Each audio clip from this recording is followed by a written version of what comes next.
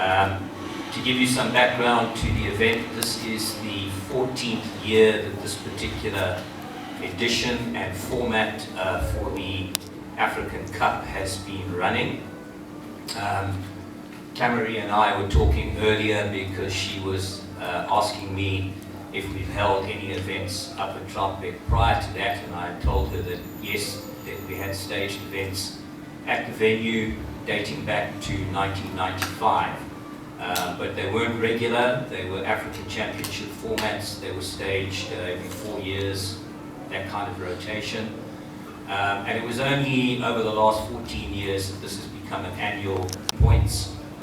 We do not work on times because every venue and every course and every place is different, so it's unlike athletics and swimming, impossible to work the events on a time basis. So everything is worked as similar to golf and other sports on a ranking point system.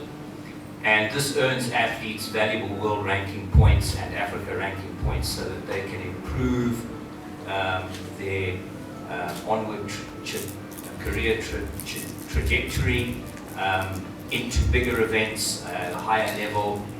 They can attract National Olympic and National Federation funding. So it is a very, very integral and important part of young elite and under 23 athletes, these events, because they enable them to travel and earn points and then further themselves from a career perspective. Obviously this event falls in the shadow of Tokyo, so that Olympic cycle is now complete, but we're only 3 years away from Paris 24, and already we're seeing that there's a new crop of young athletes getting out into the international arena, obviously now trying to make progress with regards to getting selected and qualifying for the Paris 2024 Olympic Games. Linked to our event is not only the elite aspect, which is obviously very, very important, but there's also a junior elite category, and this is obviously principally attracting African junior athletes who are then wanting to progress forward into the elite and under 23 categories. So this is a stepping stone for them.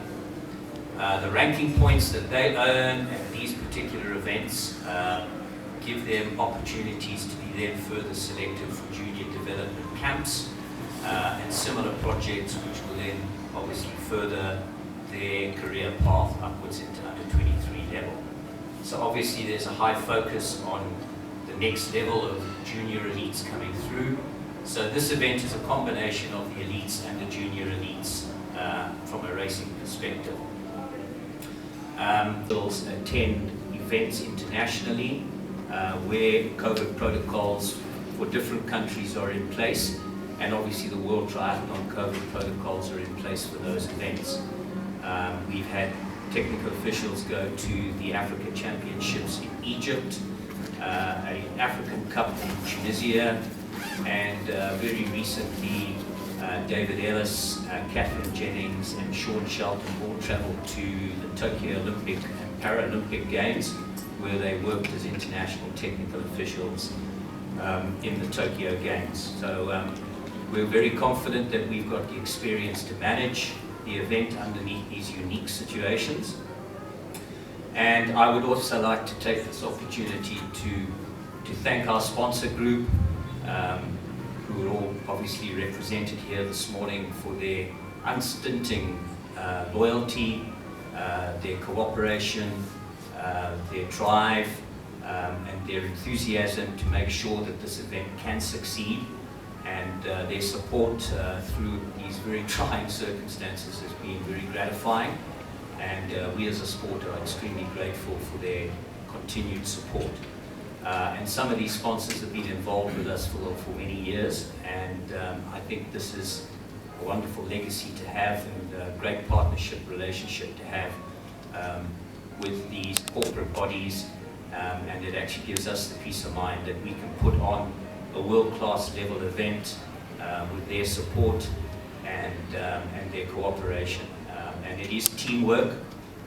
We do everything transparently and in conjunction with them, and they've been a wonderful group of people to work with, and for that we are very thankful. A lot of operation that goes into an event like this. So there are a lot of our national championships coinciding with this event that were postponed from February.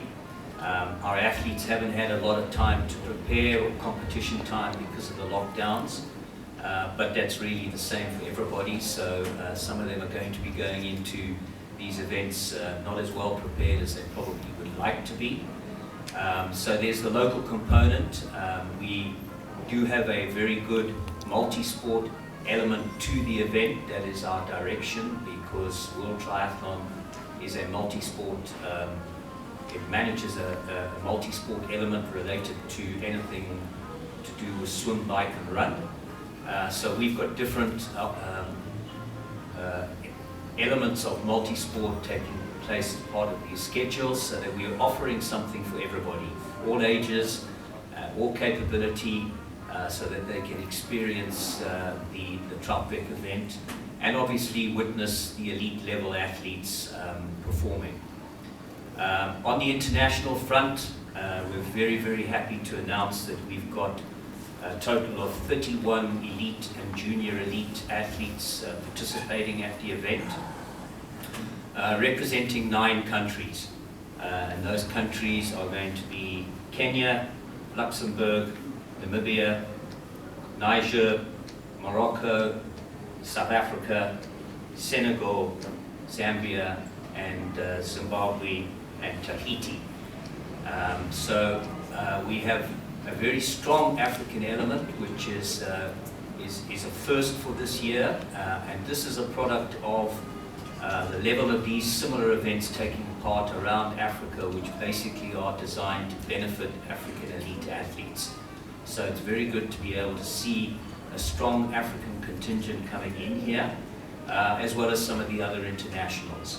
I think that the problem with probably a lower ratio of Northern Hemisphere European athletes not participating here this year is a product of firstly Tokyo, and secondly a lot of these countries determine that athletes returning home have got to go into a mandatory quarantine process. So it does make their travel choices quite difficult.